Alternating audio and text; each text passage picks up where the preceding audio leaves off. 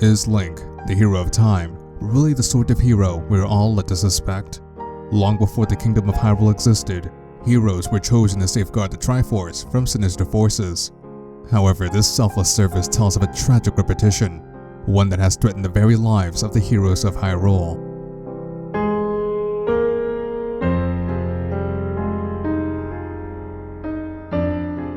From the events of Skyward Sword, heroes were selected to be the guardians of both Zelda and the Triforce. They are called during times of crisis, sometimes robbed of their childhood, but they play an essential role in safeguarding Hyrule. During the conclusion of Skyward Sword, the chosen hero triumphed over demise. Consequently, the Demon King placed a curse on both Link and Zelda. Those like you, those who share the blood of the goddess and the spirit of the hero, they are eternally bound to this curse. An incarnation of my hatred shall ever follow your kind, dooming them to wander a blood-soaked sea of darkness for all time. This curse forever followed Link and Zelda, dooming them to wander in a tragic repetition, dooming them to relive moments of their predecessors, to constantly repeat the events surrounding the Triforce and the safeguarding of it. This repetition over the course of the Zelda series has appeared in many forms, but few has been as tragic as the tale told by the hero of time. And thanks to the recently released Twilight Princess HD, we now know more about his enigmatic tale. Born to a dying mother, and in a world at war, Link, the hero of time, was raised by the great Deku tree. This entity was to become the closest thing he had as a father. Growing up, Link was often ostracized by the Kokiri children for not having a fairy companion. However, he did take comfort in the one friend he did have. The best way to describe the hero of time would be someone who champions courage in the face of adversity. Perhaps Link's first display of courage came in the form of saving his dying father, the great Deku tree. Unfortunately, he failed to save his life. Prior to his passing, the great Deku tree informed Link that the cause of his own death came at the hands of the Desert King Ganondorf. We can only guess these things, but perhaps Link's courage first spawned from compassion. That love and concern towards his dying father figure gave Link the courage he needed. When he failed, perhaps there was a degree of frustration that manifested within Link. And frustration would grow. Perhaps this explains why Link suddenly ran away from Saria after she gave him the fairy ocarina. He possibly felt frustrated by failing to save the one he considered to be his father. It is possible that he would later draw from this moment and use it as motivation to keep Hyrule from suffering a similar fate. Perhaps Link did not necessarily sacrifice his own childhood, but rather was compelled to action from his father figure's death. Few individuals, let alone a 10-year-old in an adult body, could go through the dark path Link has tread. Link's struggle over the course of Ocarina of Time culminated with the defeat of Ganondorf. Zelda, knowing that Link abandoned his childhood for the sake of Hyrule, wished to undo that event, so she sent him back in time to relive his lost years. When he returned, however, Navi, his fairy companion, simply ran off. It is currently unknown why she did this, but this struck a chord within Link. Navi was essentially a part of Link's family, and without her, perhaps Link felt a little lost. He still had a responsibility, however. He knew of what would come of the future. He knew what Ganondorf was setting out to accomplish. So Link warned Zelda of Ganondorf's future plot. Hearing his words, the princess entrusted the Ocarina of Time to Link, and instructed him to travel far away in order to prevent Ganondorf from ever entering the Sacred Realm. While Link was set off on a personal journey, war was about to spark in Hyrule. The royal family, now knowing of Ganondorf's intent, sparked a war, one that potentially brought both Hyrule Castle and the Temple of Time to ruin. Back to Link. He went out to initially search for his companion Navi, but maybe he found a bit of himself in the process. He came across the land of Termina, a land doomed to destruction, a land of extremes, surrounded by death, but also a glimmer of happiness. Link demonstrated a sense of humility during his time in Termina. Even though he saved the region, he never took credit for his actions. When his work was finished, when Termina was saved, he did not celebrate, he simply left. Perhaps he left to continue his search for Navi. Whatever the case, it is currently unknown what happened to Link after these events. Back in Hyrule, however, things were taking a drastic turn as the region was engulfed in a bloody conflict. The Gerudo, led by Ganondorf, were at war with the Hylians. The Gerudo-Hylian War may have motivated many tribes in Hyrule to militarize. One example would be the once passive Zora. The war culminated with extreme destabilization, as both Hyrule Castle and the Temple of Time lay in ruins. Logically, the Hylians would seek to halt the Gerudo advance. The structure known as Snow Peak Mansion would later meet this end. This mansion is essentially a fortress, presumably held by a military order due to the array of night crests displayed throughout the mansion. But where did this symbol come from? Interestingly, in Hyrule Castle, the same symbol can be seen. As a result, we can deduce that both Snow Peak Mansion and Hyrule Castle are connected somehow. This connection may have been spawned due to the Gerudo-Hylian War. Once the war began, the Hylians needed an order of knights to defend them, but they needed a remote and defendable base of operations. The Zora Kingdom would give this to the Hylians, as Snow Peak Mansion is near Zora's domain. Evidence to this lays within a painting found within the mansion, which displays Queen Rutella of the Zora Kingdom. However, there's another painting that sparks some questions. In it we find an elderly man. In a previous theory, it was thought that this may have been Impa, but thanks to the HD remake of Twilight Princess, we now know that's not the case. This man may be Rauru, and this is where things get very curious. Rauru is known to be located in the Temple of Light, which is in the Temple of Time. However, the Temple of Time lay in ruins during the Gerudo-Hylian War. It is quite possible that Rauru left the temple altogether. Supporting this notion lays within the statues of Rauru that can be found within Castle Town. However, the biggest reasoning lays within this. Rauru held a responsibility of not only safeguarding the Sacred Realm, but also the Triforce. But during this time, the Triforce had already split. For example, we can't see young Link displaying the Triforce of Courage in the back of his hand.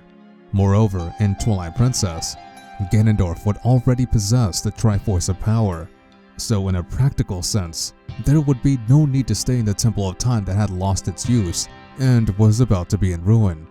Additionally, Rauru is one of the ancient sages. It is possible that he appeared in Twilight Princess, albeit in apparition form. So a question remains, what does this mean? And what about the other paintings found within the mansion? In order to make sense of all this, it would be best to start with the very beginning. Link warned Zelda of Ganondorf's plot to seize the Hylian throne. As a result, Zelda sent Link away while the Hylians became engaged in a conflict with the Gerudo. This war may have been extremely destructive, as the Temple of Time lay in ruins and all of Hyrule became transformed. When the Hero of Time returned to this setting, it must have been very jarring.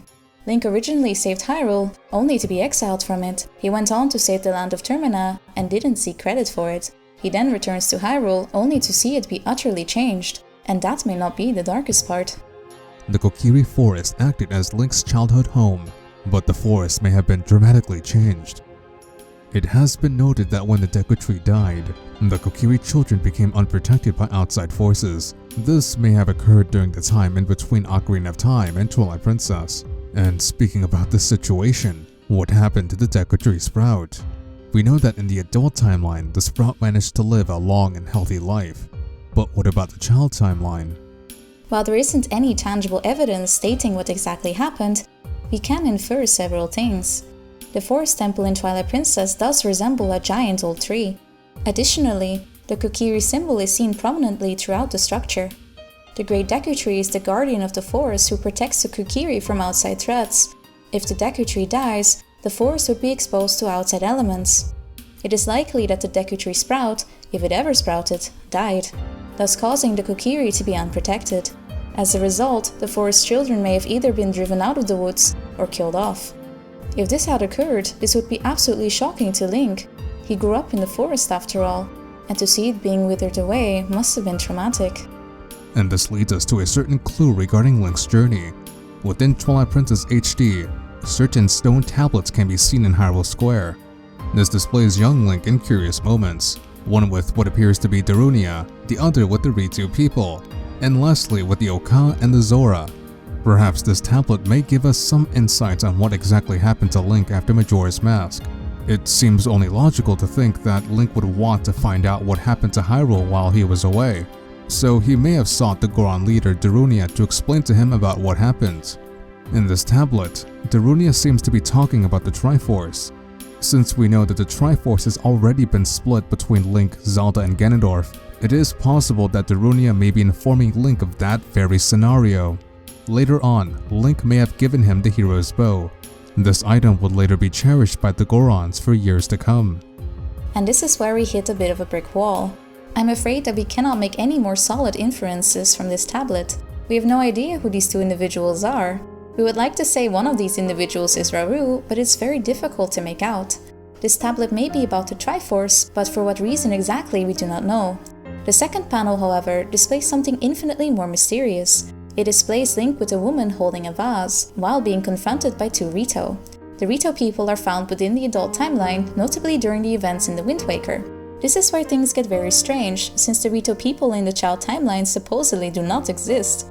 Furthermore, if we are to take the current Zelda timeline to heart, this tablet showcasing the Rito does not make any sense, unless Link somehow traveled between dimensions and entered the adult timeline. We do know that this is feasible thanks to Link Between Worlds, where dimension travel is indeed possible. Additionally, we still do not know what happened to the Ocarina of Time after the events of Majora's Mask. Did Link travel between timelines using the Ocarina? Honestly, your guess is about as good as ours. But that doesn't explain what exactly is happening here. We see a woman who appears to be a companion of Link, but why is she holding this vase? Does this object hold any special importance? And why are the Ritu people involved? This whole tablet honestly raises more questions than answers. This is where we come to the last tablet. The tablet displays Link and the man found in the first illustration. We also see a pair of Oka who are confronting a Zora soldier.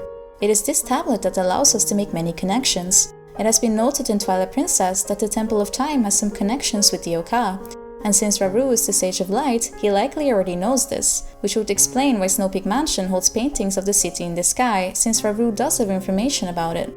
But another question remains. What were Rauru, the Oka, and Link doing? Well, at the end of the Gerudo-Hylian War, Ganondorf was sent to be executed. However, the execution failed, thus causing Ganondorf's exile to the Twilight Realm. In other words, Rauru knew the coming danger approaching Hyrule, that one day, Ganondorf would come back from his Twilight exile. It is likely that Rauru and Link sought to make a plan to combat against Ganondorf's return. The plan included many actors such as Impa, Skull Kid, and the Light Spirit Farron.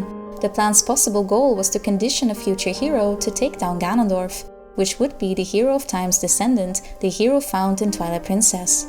With the help of Impa, Link reconstructed Howling Stones to assist his successor in learning sword skills. With Skull Kid's aid, the pathway to the Master Sword would be secured, and finally, the Light Spirit Farron would hold the hero's tunic, awaiting the arrival of the new hero.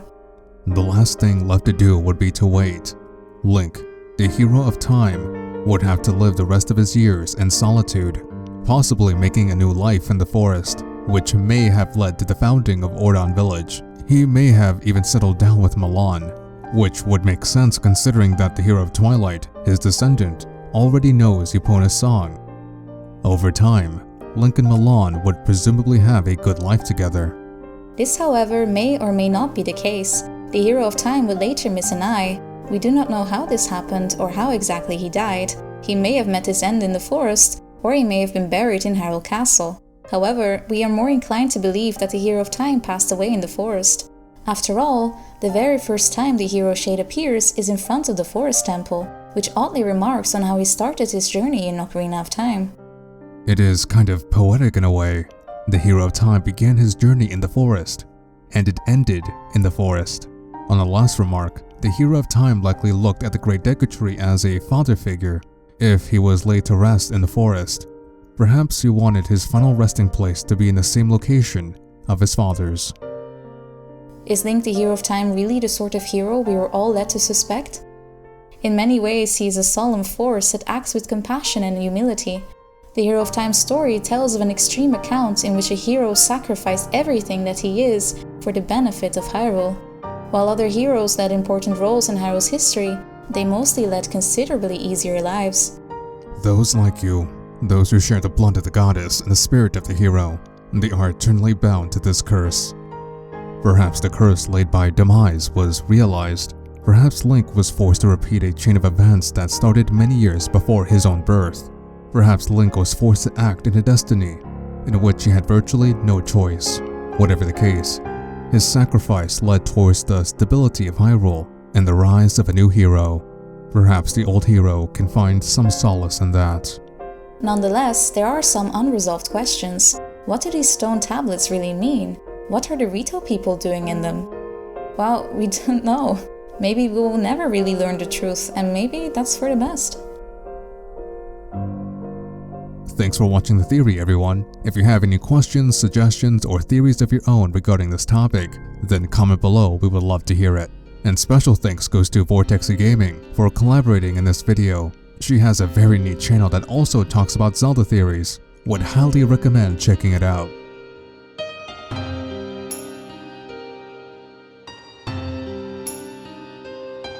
Our next theory is a pretty special one that may have something to do with a certain bounty hunter. If you want to assist in the development of these kind of videos, then support us over at Patreon. Like this video up if you found it interesting. We know we sure did. Have a great rest of the day, guys, and take care.